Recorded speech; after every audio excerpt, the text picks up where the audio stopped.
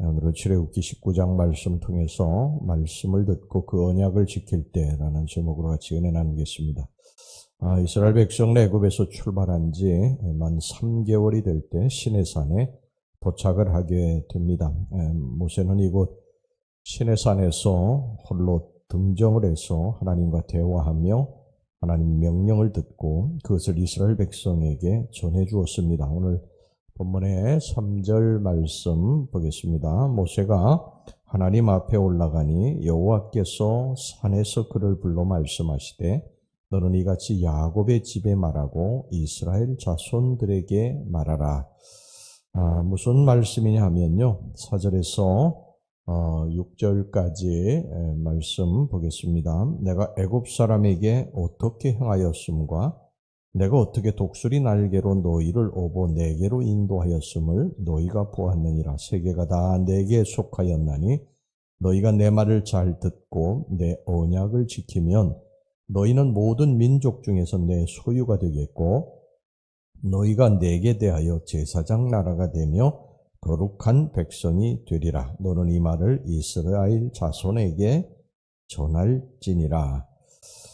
오늘 여기 세 가지 말씀인데요. 너희들이 내 말을 잘 듣고 내 언약을 지키면 너희는 내 소유가 될 것이다. 그리고 제사장 나라가 될 것이다. 그리고 거룩한 백성이 될 것이다. 그래서 모세가 이 하나님의 말씀을 듣고 이스라엘 백성들에게 가서 그것을 전했어요. 7절 말씀 보겠습니다. 모세가 내려와서 백성의 장로들을 불러 여호와께서 자기에게 명령하신 그 모든 말씀을 그들 앞에 진술하니.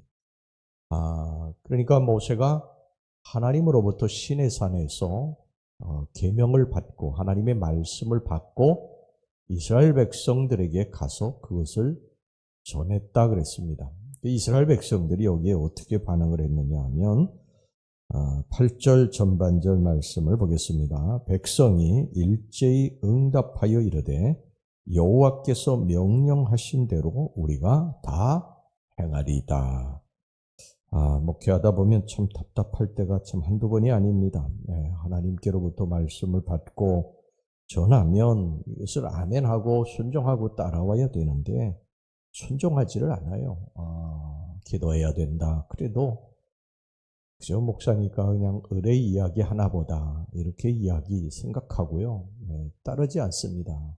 죄를 거룩하게 지켜야 됩니다. 그래도 따르지 않아요. 하나님의 것을 도둑질하면 안 됩니다. 10의 1조 해야 됩니다. 그래도 듣지 않아요. 자기가 그냥 좋은 것만 하지요. 하나님의 말씀이 전해줘도 그것에 대해서 자기가 하기 싫은 것은 안 합니다. 여러분, 그러면 축복은 오지 않습니다. 성경에 보면, 신명기서에 보면 축복이라고 하는 것은 순종할 때 오는 것입니다. 순종. 하나님의 말씀에 순종할 때. 내가 순종하기 싫은 것도 있죠. 순종하기 어려운 것도 있어요. 그래도 그 순종하는 것입니다. 순종할 때 복이 많은 거예요. 아는 데에 그치는 것은 그건 아무 소용이 없는 것이죠. 여러분, 안다고 그래가지고 우리가 축복받는 것이 아니에요. 그 안 것을 순종할 때 복이 임하게 된다는 것입니다. 오늘 모세가 하나님의 말씀을 받고 그 말씀을 이스라엘 백성들에게 전할 때 이들이 아멘, 아멘 하고 다 순종했다는 것입니다. 자, 이때부터 오늘 본문에 하나님의 약속하신 복이 이제 이스라엘 백성들에게 임하게 되는데 그 복이 무엇인가 좀 살펴보겠습니다. 첫째는 뭐냐면 하나님의 소유가 되게 하셨다는 거예요. 5절입니다. 세계가 다 내게 속하였나니 너희가 내 말을 잘 듣고 내 언약을 지키면 너희는 모든 민족 중에서 내 소유가 되겠고. 여기서 우리는 소유라고 하는 말을 주목해야 됩니다. 이 소유라고 하는 말은 히브리어로 세굴라라고 하는데 이것은 그냥 우리가 일반적으로 손에 넣는 것, 손에 쥐고 사는 것, 이런 것을 의미하는 것이 아닙니다. 이 세굴라라고 하는 말은 가장 소중한 것, 나의 이 가지고 있는 것 중에 내가 도저히 버릴 수 없는 것, 가장 귀하고 귀한 것, 그것을 의미하는 거예요.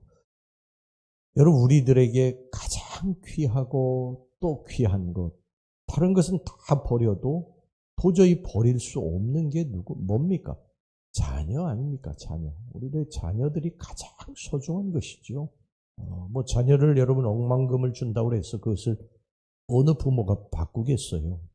가장 소중한 존재, 세굴라라고 하는 그런 뜻인 것입니다. 그러니까 하나님께서 이스라엘 백성들의 하나님의 말씀을 순종하게 되면, 그 말씀을 따라 지키게 되면 그런 존재가 되게 해 주시겠다는 거예요. 지금도 마찬가지죠. 지금도 우리가 하나님의 말씀을 순종하게 되면, 지키기 어려움에도 불구하고, 지킬 수 있는 상황이 굉장히 힘들고 어려운 상황임에도 불구하고 그것을 지키고 순종할 때 하나님이 가장 존귀한 존재, 소중한 존재, 없어서는 안 될 존재로 만들어 주신다는 것입니다. 이게 보물 같은 존재로 만들어 주신다는 거예요. 우리를 바라보실 때 그렇게 바라보시고, 여러분 부모가 자식을 바라보는 눈길을 보셨어요? 정말 기가 막힌 눈빛이죠. 누가 와서 자녀를 채가겠습니까? 누가 자녀를 건드리겠어요? 그 부모가 자식을 바라보는 눈길처럼 우리를 하나님께서 그렇게 존귀한 존재로 바라보신다는 것입니다. 그 다음에 두 번째 뭐냐면 제사장 나라가 되게 하셨다는 것이 6절입니다. 너희가 내게 대하여 제사장 나라가 되며 거룩한 백성이 되리라. 너는 이 말을 이스라엘 자손에게 전할지니라.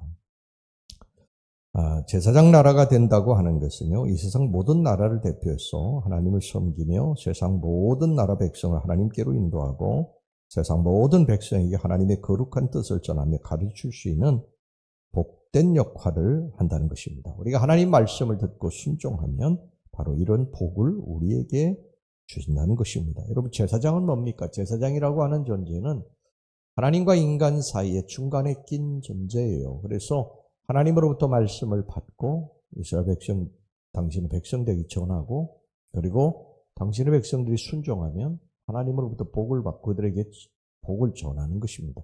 이게 제사장이에요. 여러분 민수기서 6장 22절에서 27절 말씀을 보면요, 여호와께서 모세에게 말씀하여 이르시되 아론과 그의 아들들에게 말하여 이르기를 너희는 이스라엘 자손을 위하여 이렇게 축복하여 이르되 여호와는 네게 복을 주시고 너를 지키시기를 원하며 여호와는 그의 얼굴을 내게 비추사 은혜 베푸시기를 원하며 여호와는 그 얼굴을 내게로 향하여 드사 평강 주시기를 원하노라 할지니라 하라. 그들은 이같이 내 이름으로 이스라엘 자손에게 축복할지니 내가 그들에게 복을 주리라. 그러니까 제사장이 축복을 빌면 그들에게 복이 임하게 된다는 것입니다. 우리가 하나님께 중보자로 부름받은 것입니다. 중보자. 구약에는 이 하나님이 부르신 제사장이 중보자의 역할을 했어요. 그래서 시내산에도 모세만 올라간 것이죠. 모세가 하나님의 말씀을 받고 가서 이스라엘 백성들에게 전하는 중보자 역할을 했어요. 이스라엘 백성이 순종하면 하나님의 복이 그들에게 임한 것입니다. 그런데 지금은 이제 예수 그리스도가 오시고 나서는 중보자가 필요 없게 된 것입니다. 왜냐하면 예수님께 성령께서 내 안에 와 계시기 때문에 우리들이 성령님을 의지해서 기도하게 되면 중보자가 필요 없게 된 거예요. 그러니까 누구든지 우리가 하나님 앞에 나가서 기도하면 하나님이 듣고 그 기도에 응답하시고, 우리가 이제 중보자가 필요 없이 하나님 앞에 나아가게 될 때 순종하면 하나님이 우리들에게 복을 주신다는 거예요. 우리를 통해서 복을 주신다는 것입니다. 그러니까 여러분들 이제 자녀들이 교회에 나오지 않는 분들도 계실 것이고요. 또 여러분들 주변에 뭐 친척이나 친구들이 교회에 나오지 않는 분도 있을 거예요. 그런데 여러분들이 새벽에 중보자로서 하나님 앞에 이제 기도하게 될 때, 그들을 위해서 기도하게 될 때 하나님이 여러분들을 통해서 복을 주신다는 거예요. 제사장을 통해서, 구약의 제사장을 통해서 이스라엘 백성들이 순종하면 복을 주셨지 않습니까? 이처럼 여러분들이 기도하는 모든 대상들에게 하나님께서 복을 주신다는 것입니다. 그들의 허물 잘못을 놓고 기도할 때 하나님이 여러분들의 기도를 통해서 그들을 용서하시고 사죄의 은총이 임하게 해주신다는 것입니다. 여러분 이 말씀을 꼭 기억하고 지키시기를 주의 이름으로 축원합니다. 그 다음에 세 번째입니다. 6절입니다. 거룩한 백성이 되게 하셨다. 너희가 내게 대하여 제사장 나라가 되며 거룩한 백성이 되리라. 너는 이 말을 이스라엘 자손에게 전할지니라. 자, 제사장 나라가 될 뿐만 아니라 거룩한 백성이 되리라. 거룩한 백성이 되리라. 여기서 거룩하다고 하는 말은 하나님께서 구별하셨다고 하는 것을 의미합니다. 구별하셨다. 이스라엘 백성들이 특별해서 구별한 것이 아니에요. 여러분, 우리가 예수 믿는 사람들이 특별해서 또 선하게 살았기 때문에, 도덕적으로 윤리적으로 흠이 없기 때문에 우리들을 부르신 것이 아닙니다. 어떻게 보면 더 흠이 많고 부족한 것이 많을 수도 있어요. 그럼에도 불구하고 하나님께서 거룩하다고 불러주셨다는 것입니다. 구별했다는 거예요. 성도라고 하는 것은 구별한 사람들인 것입니다. 구별. 하나님이 구별해 놓으신 거예요. 왜 구별하셨냐? 그 이유는 우리가 알 수가 없어요. 그래서 은혜라고 그러는 것입니다. 은혜라고. 하나님의 은혜다. 나 같은 죄인을 구원해 주신 것이 하나님의 은혜다. 오직 하나님의 은혜고 사랑인 줄로 믿습니다.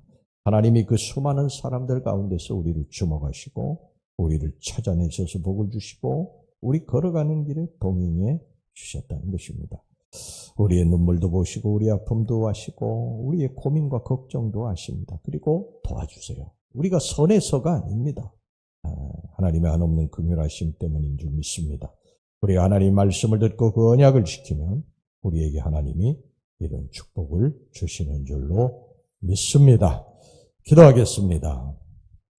하나님 아버지, 우리가 하나님 말씀을 듣고 그 언약을 지킬 때 하나님의 소유가 되게 하겠다고 말씀해 주셨습니다. 주님, 제사장 나라가 되게 해주시겠다고 말씀하셨습니다. 거룩한 백성이 되게 해주시겠다고 말씀하셨습니다.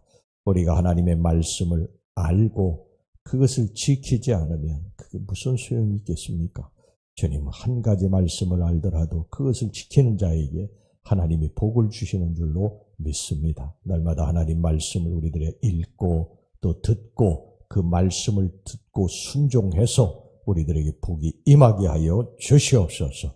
예수님의 이름으로 기도하옵나이다. 아멘.